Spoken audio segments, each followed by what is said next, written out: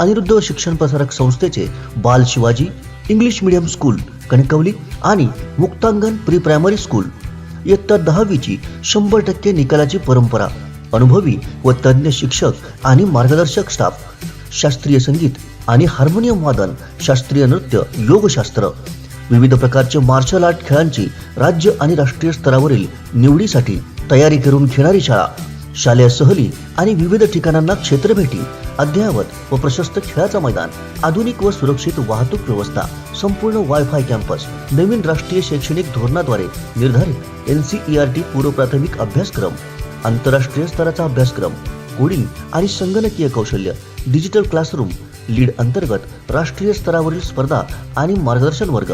आजच प्रवेश घ्या.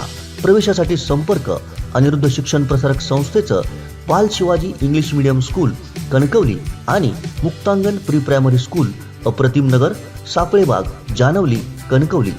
मोबाईल 940492 1648 आणि 7841 83 18 96. भाजपनं रत्नागिरी लोकसभा मतदारसंघात कमळ निशाणीवरून निवडणूक लढवावी.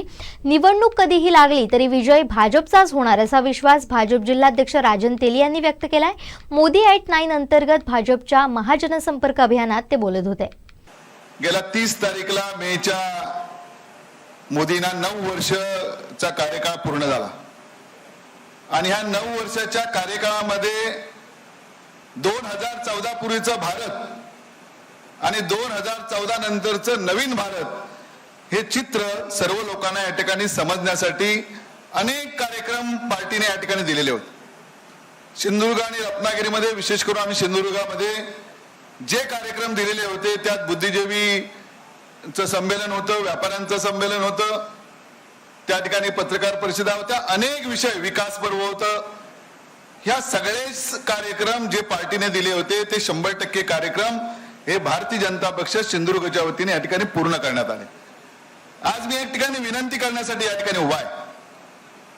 पटवर्धन साहेब बोलले की आपण यापूर्वी राजापूर किंवा ही आमची रत्नागिरी आणि सिंधुदुर्गची जी लोकसभेची सीट आहे ही कधी भारतीय जनता पक्षाच्या कमळ निशाणीवर लढलेलं नाही. आणि म्हणून वरच्या नेते मंडळींना, राणे साहेबांना, आदरणीय चव्हाण साहेब, शेलार साहेब, सगळ्यांना माझी विनंती आहे की या निमित्ताने पहिल्यांदाच भारतीय जनता पक्षाच्या कमळ निशाणीवर आपण ही सीट लढली गेली पाहिजे अशा प्रकारची आग्रही मागणी रत्नागिरी आणि सिंधुदुर्गच्या कार्यकर्त्यांच्या वतीने मी या ठिकाणी करतो.